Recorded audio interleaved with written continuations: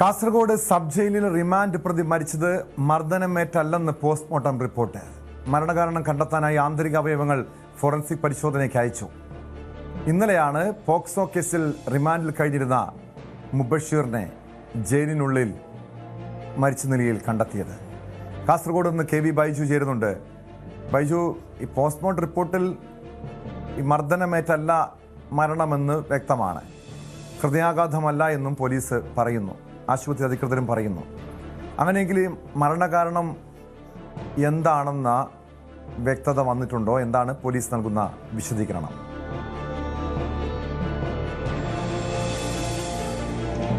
ടോമെ, Kannur medical കോളേജിൽ നടത്തിയ വിദഗ്ധ പോസ്റ്റ്മോർട്ടത്തിലാണ് ഇത്തരത്തിൽ മർദ്ദനമേറ്റ പാടുകളൊന്നും കണ്ടെത്താനായില്ല, മർദ്ദനമേറ്റല്ല ഈ മുബഷീർ മരിച്ചതെന്ന ഒരു പ്രാഥമികമായ നിഗമനത്തിലെത്തിയത്. ഇതൊരു പ്രാഥമിക പോസ്റ്റ്മോർട്ടം റിപ്പോർട്ട് മാത്രമാണ്.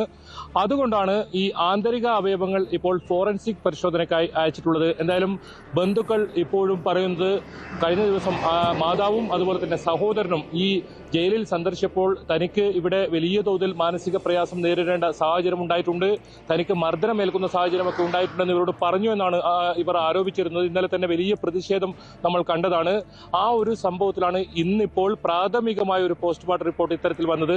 ഹൃദയാഘാതം മൂലവുമല്ല ഈ മരണമെന്ന് ഇതിൽ പോസ്റ്റ്മോർട്ടം റിപ്പോർട്ടിൽ, പ്രാഥമിക പോസ്റ്റ്മോർട്ടം റിപ്പോർട്ടിൽ പറയുന്നു. അങ്ങനെയാണെങ്കിൽ ഈ മുബഷീർ മരണപ്പെടാനുണ്ടായ സാഹചര്യം എന്താണ്? അത് ആന്തരിക അവയവങ്ങൾ ഈ പരിശോധനാ ഫലം വന്നാൽ മാത്രമേ ഇതിലൊരു വ്യക്തത ഉണ്ടാകൂ എന്നാണ് പോലീസ് പറയുന്നത്. ഇന്നലെ പുലർച്ചെയാണ് ഇത്തരത്തിൽ റിമാൻഡ് പ്രതിയായിരുന്ന മുബഷീർ ദേഹാസ്വാസ്ഥ്യത്തെ തുടർന്ന് കാസർഗോഡ് ജനറൽ ആശുപത്രിയിൽ പ്രവേശിക്കുന്നത്. പിന്നീട് ആശുപത്രിയിൽ വെച്ച് മരണപ്പെടുന്ന സാഹചര്യമാണ് ഉണ്ടായത്. ബന്ധുക്കളും അതുപോലെ തന്നെ സുഹൃത്തുക്കളും ഒക്കെ വലിയ പ്രതിഷേധം ഉയർത്തുന്നത് നമ്മൾ കണ്ടതാണ്. മോർച്ചറി മുന്നിൽ തന്നെ വലിയ പ്രതിഷേധം ഉയർത്തി. തുടർന്ന് എന്നെ നിൽക്കുന്ന MLA ഇടപെട്ടാണ് ഇത് വിദഗ്ധ പോസ്റ്റ്മോർട്ടം നടത്തണമെന്ന ഒരു ആവശ്യം ഉന്നയിക്കുകയും പിന്നീട് കണ്ണൂർ മെഡിക്കൽ കോളേജിലേക്ക് കൊണ്ടുപോവുകയും ചെയ്തത്. എന്തായാലും ഇപ്പോഴും ബന്ധുക്കൾ ഉറച്ച് വിശ്വസിക്കുന്നത് വലിയ തോതിലുള്ള പ്രയാസം ഈ സബ് ജയിലിൽ നിന്നും അനുഭവപ്പെട്ടിട്ടുണ്ട് എന്ന് തന്നെയാണ്. എന്നാൽ പോലീസിന്റെ അന്വേഷണത്തിൽ അത്തരത്തിലൊന്നും ഇതുവരെ കണ്ടെത്താൻ സാധിച്ചിട്ടില്ല. ടൗൺ പോലീസ് ഇത് സംബന്ധിച്ച് കേസെടുത്ത് അന്വേഷണം ആരംഭിച്ചിട്ടുണ്ട്. ഇതിനിടയിലാണ് ഇത്തരത്തിൽ പ്രാഥമികമായ ഒരു പോസ്റ്റ്മോർട്ടം റിപ്പോർട്ട് വന്നത്. ഏതെങ്കിലും തരത്തിൽ പോലീസ് മർദ്ദനം ഉണ്ടായിട്ടില്ല എന്നതിന് സൂചിപ്പിക്കുന്നതാണ് ഈ ഒരു റിപ്പോർട്ട്. അതോടൊപ്പം സഹതടവുകാരുടെ ഇത്തരത്തിലുള്ള ഒരു അക്രമം അല്ലെങ്കിൽ മർദ്ദനം ഏറ്റിട്ടുണ്ട് എന്നൊരു ആരോപണവും ഉയർന്നിരുന്നു.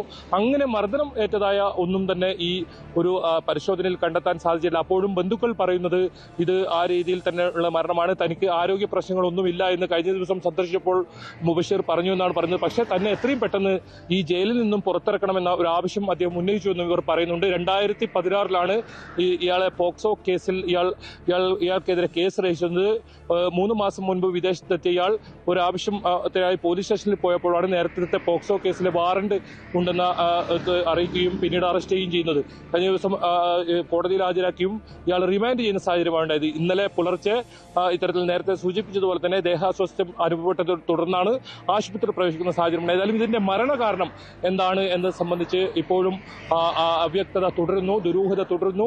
ബന്ധുക്കളും അത് തന്നെയാണ് ഇപ്പോൾ പറയുന്നത്. ഇതിൽ ഒരു കൃത്യമായ കാരണം എന്താണ്, ഈ ഒരു മരണം സംഭവിക്കാനുള്ള കാരണം, അത് അറിയണം തന്നെയാണ് അവർ പറയുന്നത്. ഏതായാലും ഇനി ഇപ്പോൾ വിദഗ്ധ ഈ ആന്തരിക അവയവങ്ങളുടെ ഫോറൻസിക് പരിശോധന ഫലം വന്നാൽ മാത്രമേ ഉത്തരവാദിത്വമുണ്ട്, ബാധ്യതയുണ്ട്. എന്താണ് ഈ മുബഷീറിന് സംഭവിച്ചതെന്ന് അവർ തന്നെ വിശദീകരിക്കണം. ഈ കുടുംബം ഉന്നയിക്കുന്നതനുസരിച്ച് പല രീതിയിലുള്ള ഒരു ചെറുപ്പക്കാരനാണ്, ഒരു അസ്വാഭാവിക മരണം തന്നെയാണ് ഇവിടെ കാണുന്നത്. പക്ഷെ മർദ്ദനമേറ്റിട്ടില്ല എന്ന് പറയുമ്പോഴും എന്താണ് അതിൻ്റെ കാരണം, മരണകാരണം എന്നതിൽ പല രീതിയിലുള്ള സംശയങ്ങളും ഉണ്ടാകാം. എന്തെങ്കിലും ആരോഗ്യ പ്രശ്നങ്ങൾ ഇതിന് മുൻപ് ഉണ്ടായിരുന്ന വ്യക്തിയായിരുന്നോ മുബഷീർ? അങ്ങനെ ആരോഗ്യപരമായ എന്തെങ്കിലും പ്രശ്നങ്ങൾ കാരണമായിരിക്കുമോ മരണം സംഭവിച്ചത്? അങ്ങനെ എന്തെങ്കിലും വ്യക്തത വരുത്തുന്നുണ്ടോ ഇക്കാര്യത്തിൽ?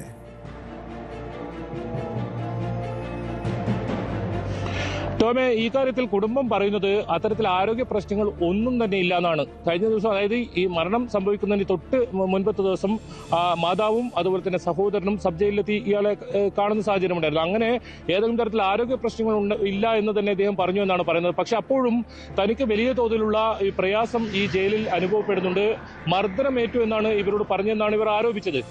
പക്ഷെ പോസ്റ്റ്മോർട്ടം റിപ്പോർട്ടിൽ അത്തരത്തിൽ മർദ്ദനത്തിന്റെ പാടുകളോ അങ്ങനെയൊന്നും കണ്ടെത്താൻ സാധിച്ചിട്ടില്ല. മർദ്ദനമേറ്റല്ല ഈ മരണം എന്നും പോസ്റ്റ്മോർട്ടം റിപ്പോർട്ടിൽ, പ്രാഥമിക പോസ്റ്റ്മോർട്ടം റിപ്പോർട്ടിൽ ഇപ്പോൾ പുറത്തു വന്നിരിക്കുന്നു. അത് തന്നെയാണ് ഇതിൽ ദുരൂഹത വർദ്ധിപ്പിക്കുന്നത്. അങ്ങനെയാണെങ്കിൽ എന്താണ് മുബഷിറിനെ സംഭവിച്ചത്? 29 വയസ്സുകാരനായ മുബഷിർ ആരോഗ്യ പ്രശ്നങ്ങളൊന്നുമില്ല, മർദ്ദനം ഏറ്റിട്ടുമില്ല.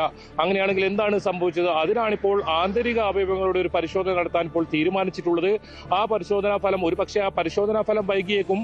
അപ്പോഴേക്കും ടൗൺ പോലീസിന്റെ ഒരു അന്വേഷണം, ജയിലിൽ വിശദമായ ഒരു അന്വേഷണം നടക്കുന്നുണ്ട്. അവിടെയുള്ള CCTV ക്യാമറകൾ പരിശോധിക്കുന്നുണ്ട്. ഏതെങ്കിലും തരത്തിൽ മറ്റ് എന്തെങ്കിലും സംഭവങ്ങൾ ഉണ്ടായിട്ടുണ്ടോ എന്ന് അറിയുന്നുണ്ട്. ഏതായാലും പോലീസ് ഇത് സംബന്ധിച്ച് ഇപ്പോൾ അന്വേഷണം നടക്കുന്നുണ്ടെന്നാണ് പോലീസ് പറയുന്നത്. ഇത് ഏതെങ്കിലും തരത്തിലൊരു വലിയ തോതിലുള്ള ഒരു പ്രതിഷേധത്തിലേക്ക് വരാനുള്ള സാഹചര്യം മനസ്സിലാക്കിക്കൊണ്ടായിരിക്കാം പോലീസ് കാര്യമായി ഈ സംഭവത്തിലൊന്നും ഇപ്പോൾ പുറത്ത് വിവരങ്ങൾ വിടുന്നില്ല. പ്രാഥമികമായി പോലീസും പറയുന്നത് സ്വാഭാവിക മരണമാകാനുള്ള ഒരു സാധ്യതയെന്നാണ്. പക്ഷേ ബന്ധുക്കളെ സംബന്ധിച്ചിടത്തോളം അങ്ങനെയല്ല. 29-കാരനായ ഒരു ആരോഗ്യ പ്രശ്നങ്ങളുമില്ലാത്ത ഒരാൾ ഇത്തരത്തിൽ ജയിലിൽ ഒരു പുലർച്ചെ ദേഹാസ്വസ്ഥം അനുഭവപ്പെടുകയും പിന്നീട് വളരെ പെട്ടെന്ന് മരണപ്പെടുന്ന സാഹചര്യം ഉണ്ടായ എന്താണെന്നുള്ളതിനൊരു വ്യക്തത വേണമെന്ന് പറയുന്നു. ഇതിൽ എന്നെ നെല്ലിക്കുന്ന MLA ഉൾപ്പെടെ ജനപ്രതിനിധികൾ ഉൾപ്പെടെ ഇടപെട്ട ഒരു കേസാണ്. അതുകൊണ്ട് തന്നെയാണ് ഇതിൽ ഒരു വിദഗ്ധ പോസ്റ്റ്മോർട്ടത്തിനായി തീരുമാനിച്ചതും കണ്ണൂർ മെഡിക്കൽ കോളേജിൽ ഈ വിദഗ്ധ പോസ്റ്റ്മോർട്ടത്തിനായി കൊണ്ടുപോയതും ഇപ്പോൾ ഈ റിപ്പോർട്ട് പുറത്തു വന്നിരിക്കുന്നതും. വളരെ ഗൗരവത്തോടു കൂടി തന്നെയാണ് പോലീസ് ഈ വിഷയം കാണുന്നത്. ഏതെങ്കിലും തരത്തിൽ സഹതടവുകാരിൽ നിന്ന് എന്തെങ്കിലും ഇയാൾക്ക് ഇത്തരത്തിലുള്ള പ്രശ്നങ്ങൾ ഉണ്ടായിട്ടുണ്ടോ എന്നതൊക്കെ ഒരു ഭാഗത്ത് അന്വേഷണം നടക്കുന്നത്. നിലവിൽ അങ്ങനെ ഒരു ഏതെങ്കിലും തരത്തിലൊരു കൊലപാതകം എന്ന നിലയിൽ ഏതെങ്കിലും തരത്തിൽ പ്രശ്നങ്ങളൊന്നും ഇതുവരെ പോലീസിന് കണ്ടെത്താൻ കഴിഞ്ഞിട്ടില്ല എന്ന് തന്നെയാണ് മനസ്സിലാക്കാൻ സാധിക്കുന്നത്. പോലീസുമായി ബന്ധപ്പെട്ടപ്പോൾ നമുക്ക് ലഭിക്കുന്ന വിവരങ്ങൾ അങ്ങനെ തന്നെയാണ്.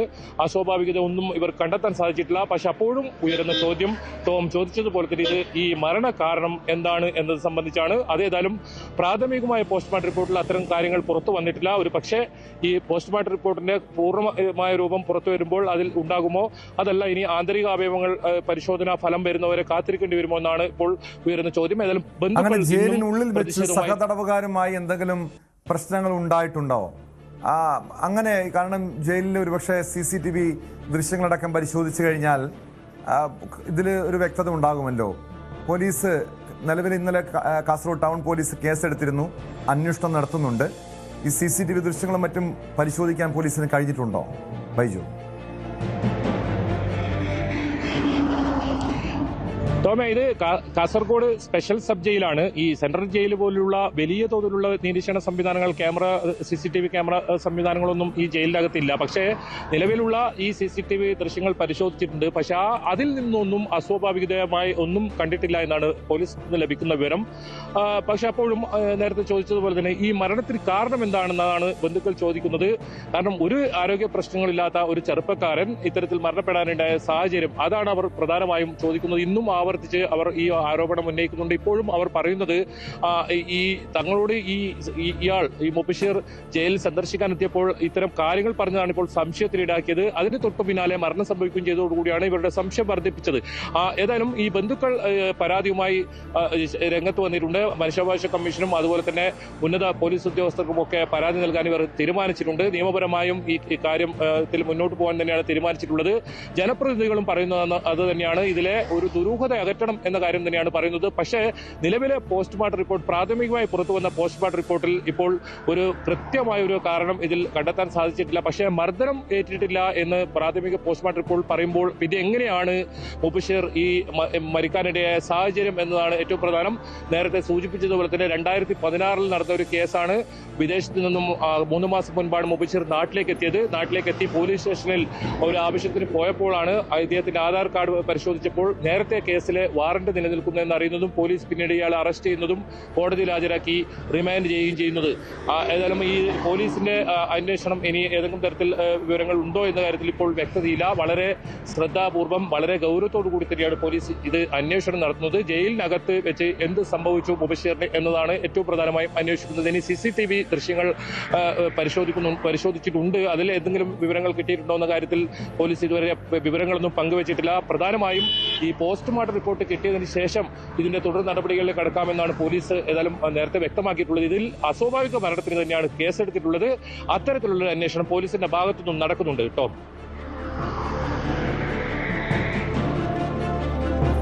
വ്യക്തമാണ്. KV ബൈജു ആണ് വിവരങ്ങൾ നൽകിയത്.